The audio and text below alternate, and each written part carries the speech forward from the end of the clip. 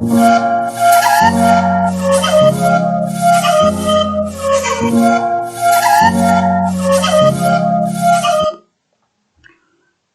guys, welcome to my channel Himachali Wisdom. So in the last lecture we discussed about the state legislature. That is, we have discussed about the legislative assembly and the legislative council, as well as the councils of the minister and the chief minister of the states, and their eligibilities and their qualifications. So in the today's lecture we will discuss about the Indian judiciary, which is the third important parameters of the Indian parliament. So let's roll the video.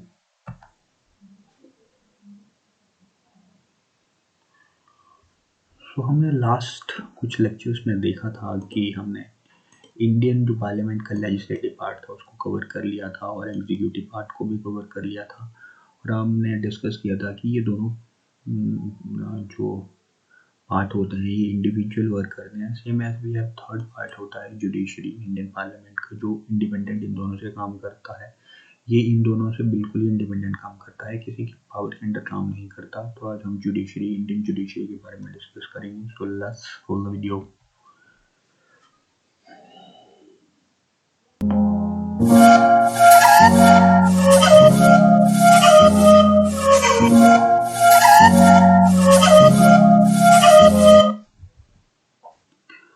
So we will discuss about the Indian judiciary today. So जो Indian judiciary होती है वो एक तरह से integrated और single judiciary होती है इंडियन पार्लियामेंट की, और ये इंडिपेंडेंट होती है लेजिस्लेचर और एग्जीक्यूटिव के। दैट इज लेजिस्लेटिव का अपनी पावर होती है, एग्जीक्यूटिव की अपनी पावर होती है, और इंडियन जुडिशरी जो है वो अपने पावर के तहत काम करती है। मतलब Indian judiciary will not work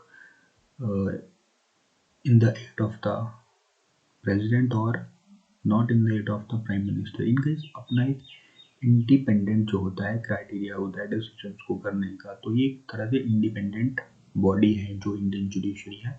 and here you can see the picture of the respected supreme Court of the India. So today we will discuss about the Supreme Court, High Court, and about the qualifications, about the terms, and about the powers of the Supreme Court judges and the other judges. So let's discuss।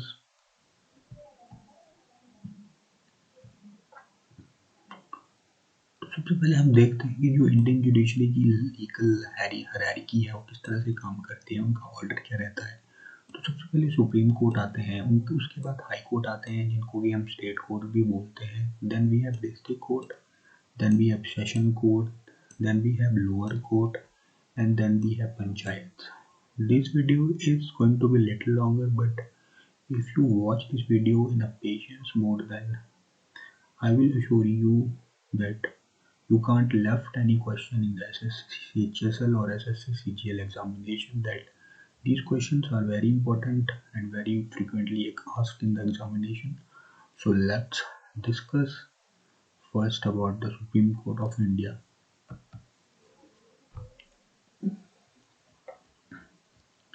तो सबसे पहले हम composition के बारे में बात करते हैं कि इंडियन सुप्रीम कोर्ट की जो कॉम्पोजिशन होती है वो किस तरह से रहती है। तो सबसे पहले कुछ हिस्ट्री के फैक्ट्स देख लेते हैं कि जब हमारा कॉन्स्टिट्यूशन जो है वो पावर में आया था, इन द कॉन्स्टिट्यूशन हमारा कंस्ट्रक्ट हुआ, तो उस टाइम हमारे पास सुप्रीम कोर्ट के पास 8 जजेस होते थे इन टोटल, और ये पार्लियामेंट पे वेस्ट होता है। पार्लियामेंट चाहे तो टाइम टू टाइम पे जजेस की संख्या को कम या ज़्यादा कर सकते हैं। और एट प्रेजेंट क्या है कि हमारे पास टोटल जो जजेस की संख्या है वो 33 है। इन 33 में से जो 32 हैं वो जजेस हैं सुप्रीम कोर्ट के, और एक जो है वो भी जज है सुप्रीम कोर्ट के, लेकिन वो उनको chief justice of the supreme court कहा जाता है। दैट इज वो सबसे बड़ी पोस्ट होती है एज ए जज ऑफ द सुप्रीम कोर्ट। तो in total we have 33 members of the Supreme Court, that is 33 judges of the Supreme Court.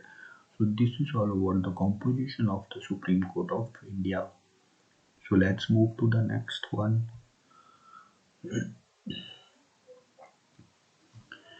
तो अब हम देखते हैं कि क्वालिफिकेशन के बारे में। अगर किसी को सुप्रीम कोर्ट का जज बनना है तो उनको क्या क्या क्वालिफिकेशन जो है वो एक्वायर करनी चाहिए। तो सबसे पहले मोस्ट इम्पॉर्टेंट पॉइंट है कि he must be the citizen of India, उसको इंडिया का सिटीजन होना चाहिए। और दूसरी सबसे इम्पोर्टेंट बात ये कि अगर वो हाई कोर्ट का जज है कंटिन्यूटी में, दैट इज इन सक्सेशन 5 सालों के लिए, कम से कम 5 सालों के लिए, या तो वो एडवोकेट रहा है हाई कोर्ट में 10 सालों के लिए एटलीस्ट कंटिन्यूटी में, अगर इन दोनों में से वो किसी भी शर्त को पारित करता है तो he is qualified to be the जज ऑफ द सुप्रीम कोर्ट। और तीसरा इम्पोर्टेंट पॉइंट ये है कि वो एक डिस्टिंग्विश ज्यूरिस्ट होना चाहिए प्रेसिडेंट की नज़रों में। अगर ये तीनों कंडीशन सेटिस्फाई रहती हैं तो वो सुप्रीम कोर्ट का जज बनने के लिए एलिजिबिलिटी प्राप्त करता है। So now let's discuss the next one.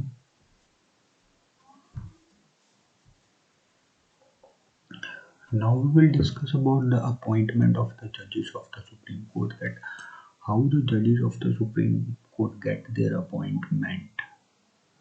तो जो सुप्रीम कोर्ट के जजेस होते हैं वो प्रेसिडेंट के द्वारा अपॉइंट किए जाते हैं। ये बात हमने प्रेसिडेंट वाले लेक्चर्स में भी देखी थी और ऊपर आई बटन पे लिंक आ रहा होगा प्रेसिडेंट के लेक्चर का। अगर आपको प्रेसिडेंट के बारे में देखना है, समझना है, तो आप वहाँ पे क्लिक करके उस वीडियो को देख सकते हो। तो जो जजेस होते हैं सुप्रीम कोर्ट के एज वेल एज जजेस ऑफ द हाई कोर्ट भी जो होते हैं वो प्रेसिडेंट के द्वारा ही अपॉइंट किए जाते हैं। और जो चीफ जस्टिस होते हैं सुप्रीम कोर्ट के वो भी अपॉइंट जो है वो प्रेसिडेंट के द्वारा ही किए जाते हैं, लेकिन उनको एडवाइस लेनी पड़ती है प्राइम मिनिस्टर ऑफ इंडिया की। प्रेसिडेंट को एडवाइस लेनी पड़ती है प्राइम मिनिस्टर ऑफ इंडिया की before appointing the chief justice of the supreme court.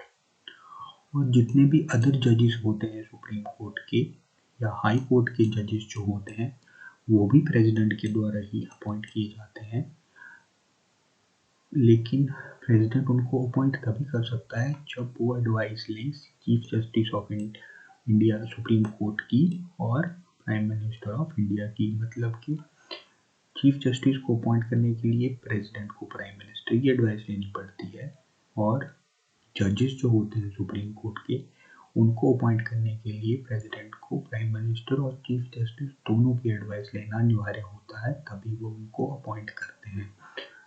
So these are the appointment of the judges of the Supreme Court and the High Court. High Court के judges को भी president appoint करते हैं on the consultancy with the Prime Minister and the Chief Justice of the Indian Supreme Court.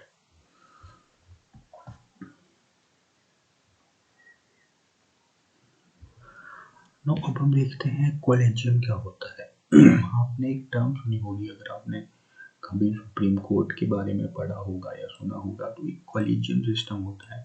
Collegium का मतलब आप बोल सकते हो एक ग्रुप होता है, इसमें कुछ मेंबर्स होते हैं, तो उनको बोल सकते हैं it is a group of the body.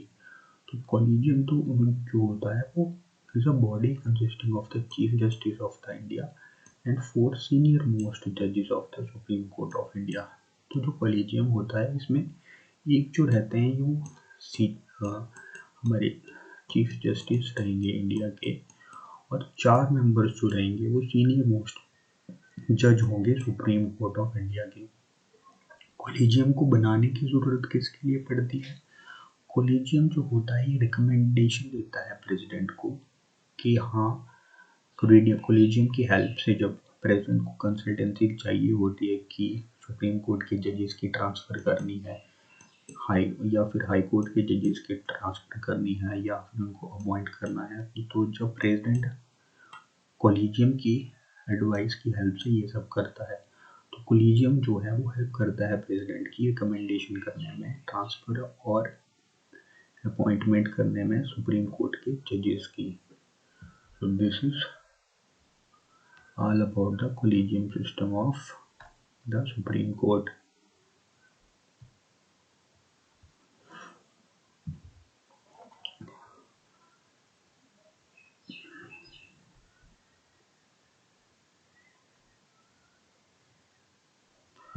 Now अब हम देखते हैं नेशनल जुडिशियल अपॉइंटमेंट कमीशन के बारे में कुछ कि ये क्या चीज़ थी। जिसे शॉर्ट फॉर्म में NJAC भी बोलते हैं, that is national judicial appointment commission. तो एक तरह से ये भी एक तरह का ग्रुप बनाया गया था कॉन्स्टिट्यूशन जब हमारा फॉर्म हुआ था। तो 99th अमेंडमेंट के तहत जो है वो इंडियन कॉन्स्टिट्यूशन के द्वारा एक ग्रुप बनाया गया, एक कमेटी बनाई गई थी, जिसमें कि सुप्रीम कोर्ट के जजेस को ट्रांसफ़र और अपॉइंटमेंट उनकी कैसे करनी। बाद में हमारे पास कॉलेजियम आ गया, लेकिन कॉलेजियम से बनने से पहले जो था हमारे पास NJAC हुआ करता था। हालांकि बाद में इसको डिसकंटिन्यू कर दिया गया था, लेकिन इसके बारे में जानना इम्पोर्टेंट हो जाता है फ्रॉम द एग्जाम परस्पेक्टिव। तो NJAC के बारे में देखते हैं कि इनमें कौन कौन सा रहता था। तो एक तरह से ये भी कॉलेजियम की तरह ही होता था, जिसमें चीफ जस्टिस ऑफ इंडिया रहते थे, दो और सीनियर मोस्ट जजेस रहते थे सुप्रीम कोर्ट के, और कुछ लॉ मिनिस्टर्स होते थे इनमें एक्स्ट्रा, और दो मेंबर्स जो होते थे वो नॉमिनेट किए जाते थे एक बॉडी की, एक कमेटी के द्वारा, जिस उस कमेटी में चीफ जस्टिस ऑफ इंडिया होंगे, प्राइम मिनिस्टर होंगे, और लीडर किसी ऑपोजिशन पार्टी की। फॉर एग्जांपल बीजेपी की पार्टी अगर एग्जिस्टेंस में है तो उसकी ऑपोजिशन पार्टी जो कांग्रेस की होगी वो भी इसमें रिकमेंडेशन देंगी। तो अब डिस्कस करते हैं कि इसकी ज़रूरत पड़ी क्यों। इसकी ज़रूरत सेम ट्रांसफ़र और अपॉइंटमेंट करने के लिए ही पड़ी थी जिसकी सुप्रीम कोर्ट की, just like we have discussed in the collegium body. But इसको डिसकंटिन्यू इसलिए कर दिया गया क्योंकि इस कॉलेजियम में जो था वो लेजिस्लेटिव असेंबली और लेजिस्लेटिव काउंसिल की दखलंदाजी होने लगी थी, क्योंकि इसमें कुछ लॉ मिनिस्टर्स, जो कि हमने बताया इसमें लॉ मिनिस्टर्स भी आते थे, और प्राइम मिनिस्टर की भी इसमें एडवाइस ली जाती थी, जो कि लेजिस्लेटिव असेंबली के मेंबर्स थे। तो क्योंकि जुडिशरी तो एक तरह से इंडिपेंडेंट कार्य करती है, क्योंकि इंडिपेंडेंट या सिंगल इंटीग्रिटी है, तो इस चीज़ से बचने के लिए सुप्रीम कोर्ट ने इसको 16 अक्टूबर 2015 को डिसकंटिन्यू कर दिया, ताकि जो इंडियन जुडिशरी जो है वो एक तरह से बिल्कुल पूरी तरह से इंडिपेंडेंट रह सके। क्योंकि अगर लॉ मिनिस्टर्स और अदर मिनिस्टर्स इसमें अपॉइंटमेंट देने लगते तो इसमें एक तरह से इंटरफेयर हो जाता है जुडिशरी में, जो कि पॉलिटी हमारे लीडर्स हैं उनका। तो इस वजह से जो है जो हमारे इंडियन जुडिशरी सिस्टम है वो इंडिपेंडेंट नहीं रह पाता। So that's why this NJAC national judicial appointment commission is discontinued by the respected Supreme Court of India.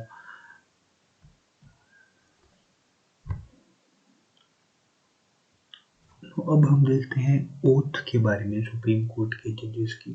Supreme court के जजेस और जो हमारे चीफ जस्टिस होते हैं सुप्रीम कोर्ट के, that is chief justice of India, उनको शपथ कौन दिलाता है।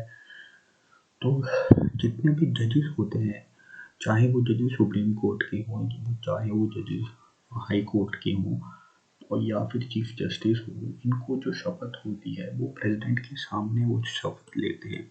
और अगर प्रेसिडेंट एब्सेंट रहते हैं तो कोई पर्सन जो कि प्रेसिडेंट के द्वारा अपॉइंट किया जाता है तो वो उनके द्वारा शपथ लेते हैं। यहाँ पे एक बात ध्यान रखने वाली है कि जब प्रेसिडेंट शपथ लेते हैं तो वो CGI के सामने शपथ लेंगे, और जब chief justice of supreme court शपथ लेंगे तो वो प्रेसिडेंट के सामने शपथ लेंगे। तो दोनों एक दूसरे को शपथ जो है वो दिलाते हैं, और उनके एब्सेंट में, प्रेसिडेंट के एब्सेंट में कोई पर्सन अपॉइंट किया जाता है चीफ जस्टिस को शपथ दिलाने के लिए। This is all about the oath of the supreme Court जजेस एंड द चीफ जस्टिस।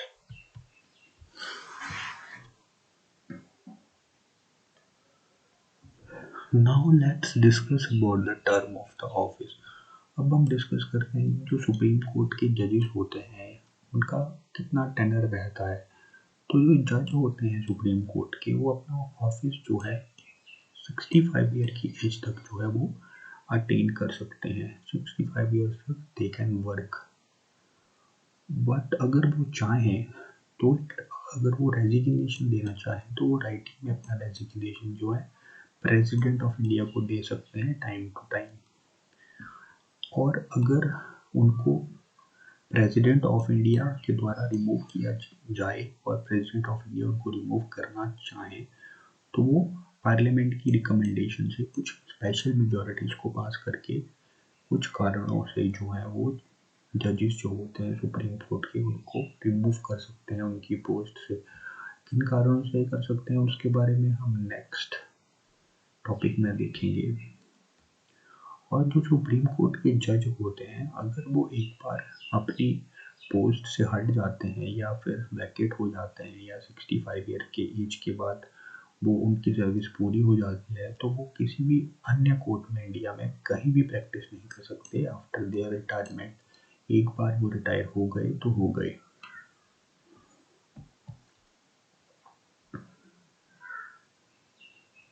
तो अब हम देखते हैं प्रोसेस, उस प्रोसेस के बारे में जिसमें कि सुप्रीम कोर्ट के जजेस को रिमूव किया जाता है। तो सुप्रीम कोर्ट के जजेस को रिमूव करने के लिए क्या क्या पॉइंट्स हैं उसके बारे में हम देखते हैं। तो प्रेसिडेंट जो है अगर चाहें तो पार्लियामेंट की रिकमेंडेशन से जो है जजेस को रिमूव कर सकते हैं। कब? अगर उनको लगता है कि वो अपनी कैपेसिटी से बाहर कार्य कर रहे हैं, दैट इज इनकैपेसिटी से कार्य कर रहे हैं और मिसबिहेव कर रहे हैं सुप्रीम कोर्ट का या फिर मिसकंडक्ट कर रहे हैं सुप्रीम कोर्ट में, तो इस दौरान वो है वो सुप्रीम कोर्ट के जजेस को हटा सकते हैं। तो सुप्रीम कोर्ट के जजेस को हटाने से पहले जो है जस्ट लाइक जैसे हमको प्रेसिडेंट को रिमूव करना होता था तो हमें मोशन पास करना होता था हाई कोर्ट और राज्यसभा किसी में भी, तो वैसे ही जो है होता है वो सुप्रीम कोर्ट के जजेस को भी रिमूव करने के लिए एक मोशन पास करना पड़ता है जो कि मोशन को इंट्रोडक्टरी मोशन पास करना पड़ता है। किसी भी हाउस में कर सकते हैं, चाहे वो लोकसभा का हाउस हो या चाहे वो राज्यसभा का हाउस हो। लेकिन इंट्रोडक्शन के टाइम पे जो है ये 100 मेंबर्स जो होंगे लोकसभा के इनके द्वारा पारित होना चाहिए, या फिर अगर ये राज्यसभा में इंट्रोडक्ट किया जाता है तो वहाँ पे 50 मेंबर्स के द्वारा एग्री किया जाना चाहिए कि हाँ सुप्रीम के कोर्ट के जजेस को रिमूव करना है इनका इनकैपेसिटी के बेसिस पे या फिर what ever the cows it is. और उसके बाद क्या होता है जब दोनों सदनों में जो है रिक्वायर्ड नंबर ऑफ मेंबर जो हैं वो इस इंट्रोडक्टरी मोशन को अगर पास कर देते हैं तो इसके बाद स्पीकर जो होते हैं लोकसभा के या जो चेयरमैन होते हैं राज्यसभा के इनको इस मोशन को रिजेक्ट भी कर सकते हैं या प्रपोजल भी दे सकते हैं। अगर रिजेक्ट करते हैं तो ये मोशन तभी रुक जाएगा और अगर वो प्रपोज करते हैं कि हाँ वो एलिजिबल हैं सुप्रीम कोर्ट के जजेस रिमूव होने के लिए तो वो अगर लोकसभा में ये इंट्रोडक्टरी मोशन पास होता है तो वो 3 मेंबर की एक कमेटी बनाई जाती है लोक स्पीकर के द्वारा इन लोकसभा में और चेयरमैन के द्वारा राज्यसभा में 3 मेंबर की कमेटी बनती है अगर वो प्रपोज करते हैं इस इंट्रोडक्टरी मोशन को। उसके बाद जो होता है ये 3 मेंबर की कमेटी जो होती है इसमें कौन कौन रहता है, इसमें चीफ जस्टिस ऑफ इंडिया रहेंगे, जज ऑफ हाई कोर्ट रहेंगे जिस अगर कोई जज जो है किसी हाई कोर्ट का रिमूव करना होगा तो, और एक डिस्टिंग्विश्ड जूरिस्ट रहेंगे। इन तीनों की प्रेजेंस में जो है प्रपोजल को 3 मेंबर की कमेटी के द्वारा इन्वेस्टिगेट किया जाता है। और अगर ये 3 मेंबर की कमेटी जो है इन 3 मेंबर की कमेटी अगर गिल्टी पाती है, इन तीनों को गिल्टी पाती है एंड कमेटी जो गिल्टी पाती है सुप्रीम कोर्ट के जजेस को, देन ये मोशन जो इंट्रोडक्टरी मोशन है ये पास कर दिया जाता है लोकसभा या राज्यसभा में बाय द स्पेशल मेजोरिटी। अब स्पेशल मेजोरिटी क्या होती है इसके बारे में मैंने मेजोरिटी वाले लेक्चर में बताया था, आप वहाँ पे जाके इसको देख लीजिए। तो स्पेशल मेजोरिटी से दोनों हाउसेस में ये पास होना ज़रूरी होता है और जब मेजोरिटी से भी और कमेटी से भी क्लियरेंस मिल जाती है तो आफ्टर दैट जो होता है प्रेसिडेंट की परमिशन से, प्रेसिडेंट के एसेंट से, प्रेसिडेंट की वीटो पावर की मदद से जो है इन सुप्रीम कोर्ट के जजेस को हम रिमूव कर देते हैं। So this is the process of the removal of the जजेस ऑफ द सुप्रीम कोर्ट।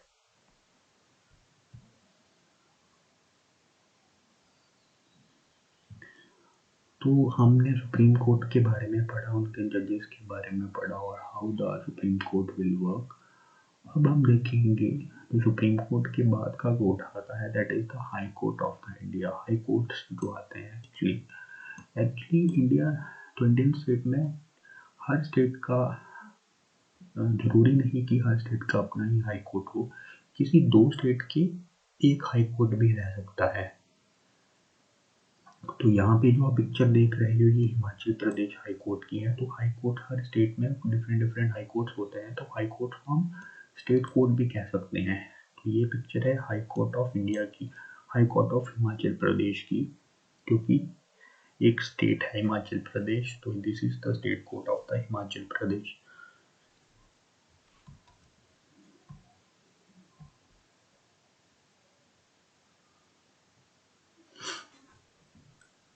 तो अब हम कुछ फैक्ट्स देखते हैं हाई कोर्ट की regarding, some of the facts regarding the Indian High court.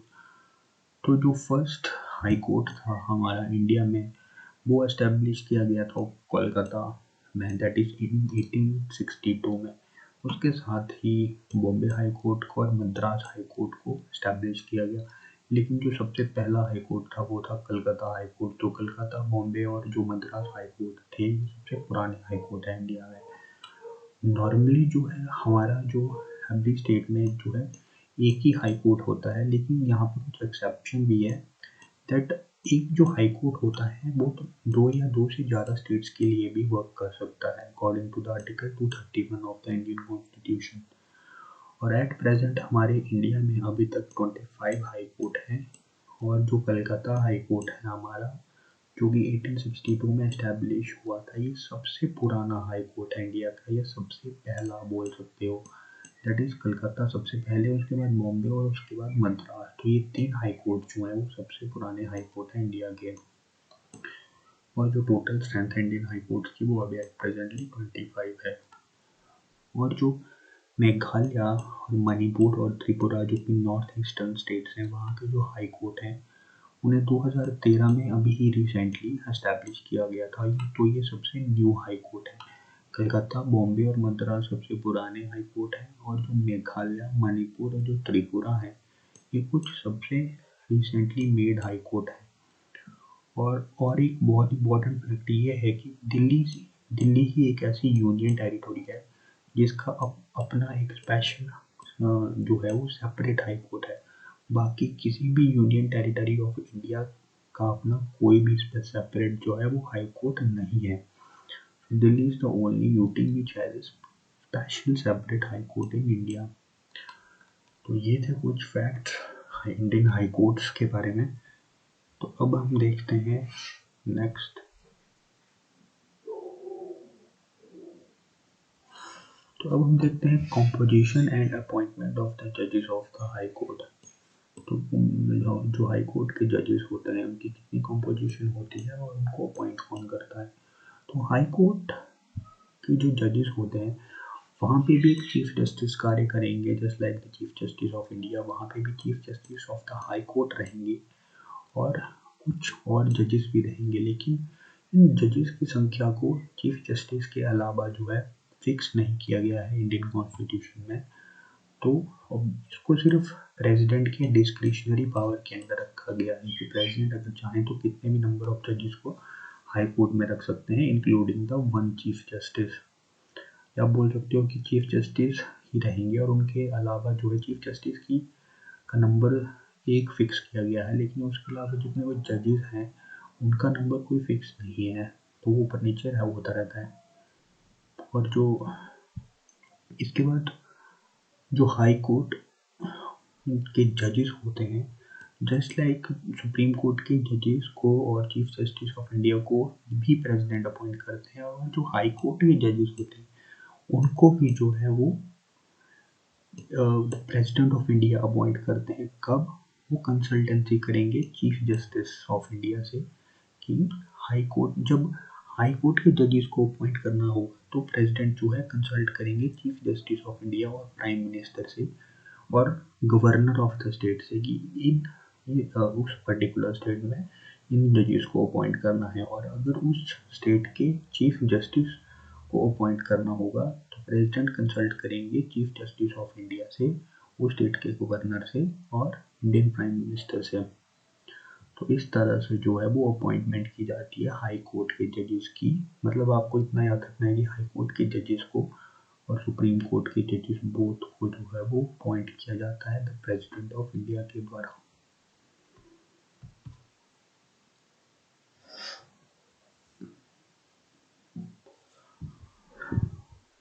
Now we will discuss about the qualification to become the judges of the High Court की High court के जजेस को अपॉइंट करने के लिए जो है वो क्या क्या एलिजिबिलिटी चाहिए होती है। तो सबसे पहले एलिजिबिलिटी तो यही रहेगी कि he must be the citizen of India. और जैसा कि हमने सुप्रीम कोर्ट के टाइम पे पढ़ा था कि 5 साल तक हाई कोर्ट में जज रहना चाहिए या 10 साल तक एडवोकेट रहना चाहिए हाई कोर्ट में। इसी तरह हाई कोर्ट का जज बनने के लिए क्या रहता है कि आपको जो है एटलीस्ट 10 सालों तक इंडिया के किसी भी टेरिटोरी में, किसी भी टेरिटोरियल जुडिशियल ऑफिस में जो है वो 10 सालों तक जो है वो वकालत की होनी चाहिए किसी भी इंडिया की टेरिटोरी में। या फिर आपको हाई कोर्ट का जो है वो एडवोकेट होना चाहिए एटलीस्ट 10 सालों तक, just like we have in the supreme court.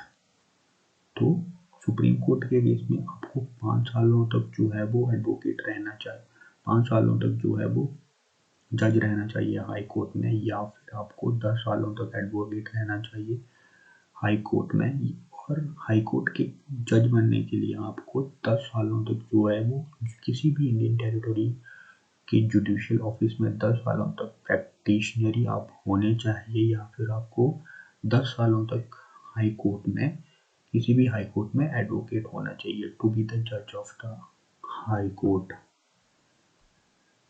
तो ये था डिफरेंस सुप्रीम कोर्ट और हाई कोर्ट के जजेस की क्वालिफिकेशन के रिगार्डिंग।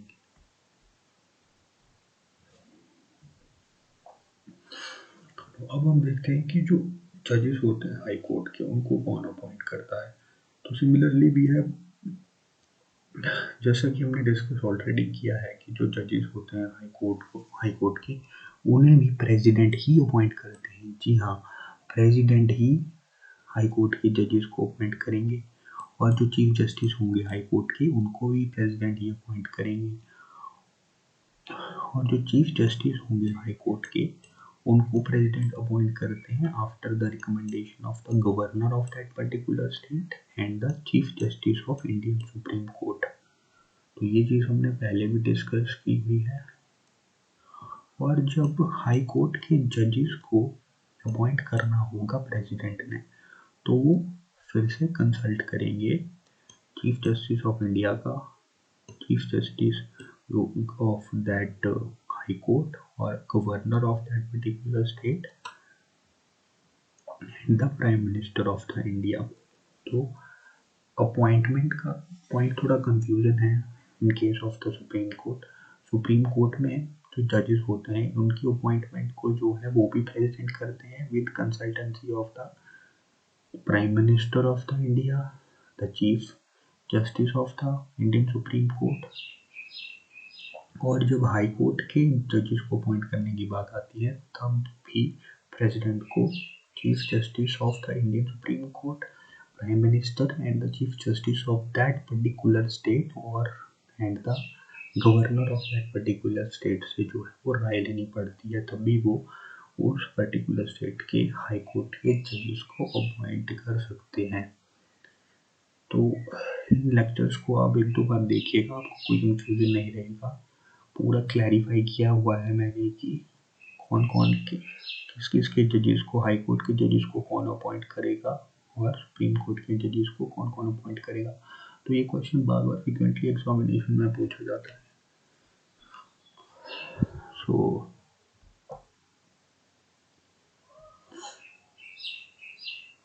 अब हम देखते हैं कि जो हाई कोर्ट होते हैं जजेस, जो स्टेट कोर्ट होते हैं उनके जो जजेस होते हैं उनको शपथ कौन दिलाता है। तो just like we have discuss that high court के जजेस को, सुप्रीम कोर्ट के जजेस को जो है वो प्रेसिडेंट या फिर उनके द्वारा अपॉइंट किया हुआ कोई पर्सन जो है शपथ दिलाता है। सिमिलरली जो chief justice of the high court होते हैं और जो जज जो होते हैं हाई कोर्ट के, वो गवर्नर, यस, वो ओथ लेते हैं गवर्नर के सामने, उनको अपॉइंट प्रेसिडेंट करते हैं, लेकिन याद रखना कि उनको वो जो शपथ ग्रहण समारोह होता है हाई कोर्ट के जजेस और वो जो चीफ जस्टिस होते हैं हाई कोर्ट के, वो शपथ लेंगे गवर्नर ऑफ दैट स्टेट या फिर कोई पर्सन जो कि अपॉइंट किया होगा गवर्नर के द्वारा। मतलब अपॉइंट उनको प्रेसिडेंट करेंगे, लेकिन वो शपथ जो लेंगे कौन, जजेस ऑफ द हाई कोर्ट या फिर chief justice of the high court, वो लेंगे गवर्नर के सामने या फिर गवर्नर के द्वारा अपॉइंट किया गया कोई रिस्पेक्टेड पर्सन।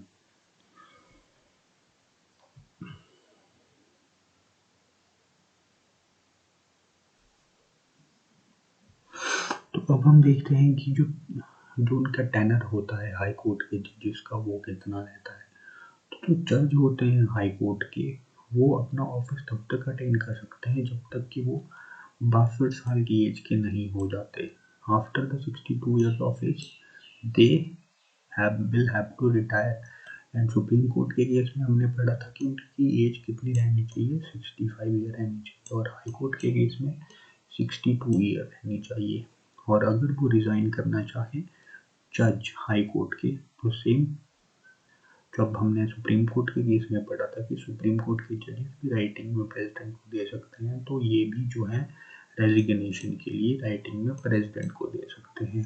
और जो रिमूवल रहता है इंडियन स्टेट कोर्ट के जजेस का, वो भी सुप्रीम कोर्ट के जजेस के जैसा ही रहता है। जब हमने removal of the supreme court के बारे में डिस्कस किया था, तो उनकी तरह सेम जो है वो प्रोसीजर रहेगा हाई कोर्ट के जजेस का भी। तो उसको आप देख लीजिएगा।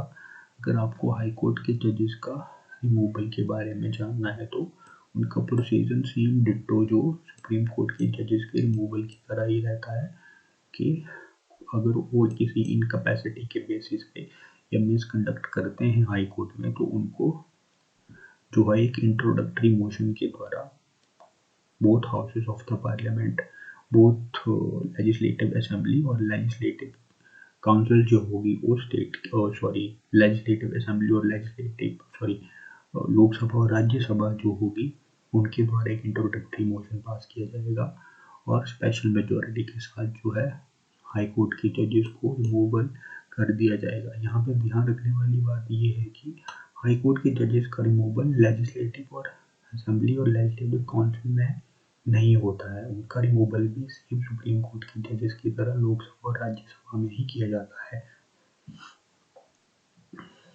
और इसके बाद जैसा कि सुप्रीम कोर्ट के जो चीफ जस्टिस या जज होते थे, वो प्रैक्टिस के बाद अपनी रिटायरमेंट के बाद कहीं भी प्रैक्टिस नहीं कर सकते थे। हाई कोर्ट के जजेस के केस में ऐसा नहीं रहता है। जो हाई कोर्ट के जजेस रहते हैं, वो प्रैक्टिस कर सकते हैं आफ्टर देयर रिटायरमेंट, या तो सुप्रीम कोर्ट में या तो हाई कोर्ट में, इन विच ही जिस कोर्ट में उन्होंने सर्व नहीं किया होता है। For example, Himachal Pradesh high court का कोई जज है और वो अपने टेनर को ख़त्म कर लेता है, और अगर वो प्रैक्टिस करना चाहता है किसी दूसरी हाई कोर्ट में, दैट इज़ अगर वो प्रैक्टिस करना चाहता है मध्य प्रदेश के हाई कोर्ट में, तो वो वहाँ प्रैक्टिस कर सकता है। लेकिन हिमाचल प्रदेश के हाई कोर्ट में वो प्रैक्टिस नहीं कर सकता। किसी दूसरे स्टेट के हाई कोर्ट में वो प्रैक्टिस कर सकता है जिसको उसने पहले सर्व नहीं किया हो, या फिर जो है अगर वो उस प्रोसीजर को, क्राइटेरिया को पूरा करता है जिसमें सुप्रीम कोर्ट का के जज के रूप में वो कार्य कर सके, तो वो सुप्रीम कोर्ट में भी कार्य कर सकता है। और एलिजिबिलिटी आपको पता है कि सुप्रीम कोर्ट का जज होने के लिए 5 साल तक जो है वो जज रहना चाहिए हाई कोर्ट में इन सक्सेशन, या फिर 10 सालों तक एडवोकेट रहना चाहिए हाई कोर्ट में इन सक्सेशन।